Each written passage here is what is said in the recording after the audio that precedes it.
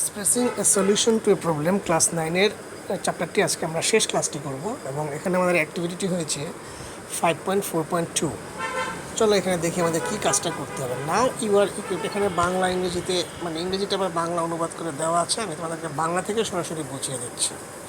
অর্থাৎ এখন আমরা এই যে টেকনিকগুলো শিখলাম, কীভাবে একটা প্রবলেম সলভ করতে হয় সে সম্পর্কে আমাদের জানা হয়েছে এবং কী কী ধাপ অনুসরণ করতে হয় সে বিষয়ে আমাদের জানা হয়েছে। তাই এখন একটা তোমাদেরকে টপিক দেওয়া হয়েছে, বিদ্যালয়ে তুমি যে সকল সমস্যার সম্মুখীন হও এমন একটি সমস্যা, যেমন তোমার বিদ্যালয়ের রিসাইক্লিং সিস্টেম উন্নতকরণ সংক্রান্ত একটি রচনা লেখো এবং সংশ্লিষ্ট কর্তৃপক্ষের সামনে তো উপস্থাপন করো। কাঠামো ঠিক রেখে লেখার জন্য নিচের ধাপগুলো অনুসরণ করো।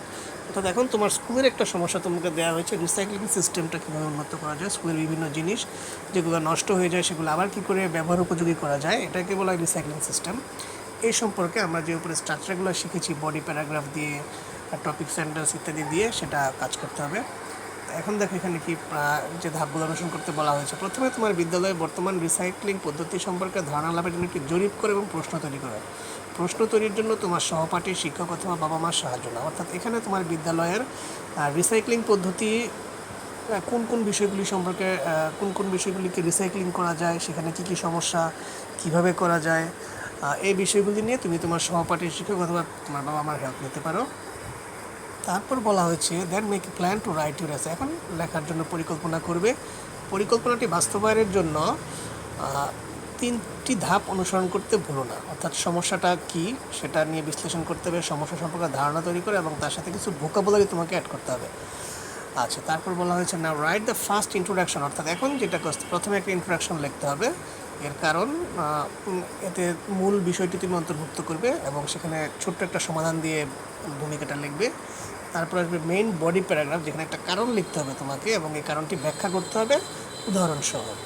আচ্ছা, তারপর তোমাকে বডি প্যারাগ্রাফ 2-তে গিয়ে সেখানে লিখতে হবে সলিউশন, যে এই যে সমস্যাগুলো হচ্ছে এই সমস্যাগুলোর সমাধান কিভাবে হতে পারে সেই সম্পর্কে, এবং সেখানে সেটাও ব্যাখ্যা করতে হবে উদাহরণ দিয়ে, এবং সবশেষে উপসংহার লিখে তোমার লেখাটি শেষ করতে হবে।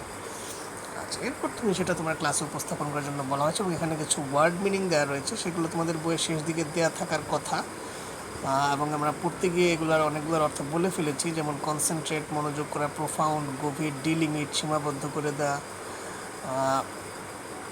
সীমাহীন করে দেন, প্র্যাকটিক্যালি, উদাসীনভাবে, ক্রুশিয়াল, খুব গুরুত্বপূর্ণ বা ভাইটাল। যাই হোক, এগুলো তোমরা ডিকশনারি থেকেও দেখে নিতে পারো।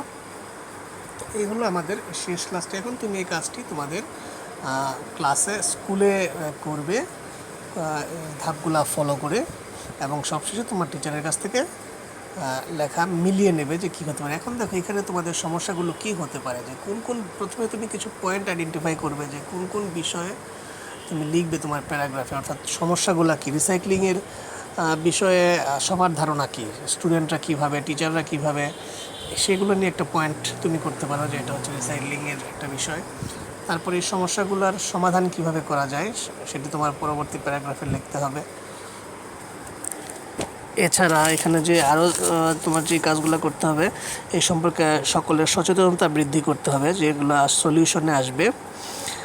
তারপর প্রবলেমের মধ্যে বা কারণগুলোর মধ্যে যেটা তুমি লিখতে পারো, সেখানে কী কী বিষয়ের ঘাটতি রয়েছে, সেই বিষয়গুলো, চ্যালেঞ্জেসগুলো কী কী রয়েছে, তোমার কী ধরনের ম্যাটেরিয়ালের ঘাটতি রয়েছে সেগুলো লিখতে হবে। সমাধানের মধ্যে তোমরা লিখবে কিভাবে সেই সমাধানগুলো করা যেতে পারে। এক্ষেত্রে স্টুডেন্টদেরকে নিয়ে বিভিন্ন সেমিনার করা যেতে পারে, তাদেরকে কী বলা যায়, বিভিন্ন গাইডলাইন দেওয়া যেতে পারে টিচারদের কাছ থেকে হেল্প নিয়ে, সে সম্পর্কিত বিষয় আসবে। এবং সবশেষে কনক্লুশনে, উপসংহারে তুমি তোমার পুরো প্যারাগ্রাফটি সংক্ষেপে আবার মূল পয়েন্টগুলোকে ফোকাস করে কনক্লুশনটা শেষ করবে।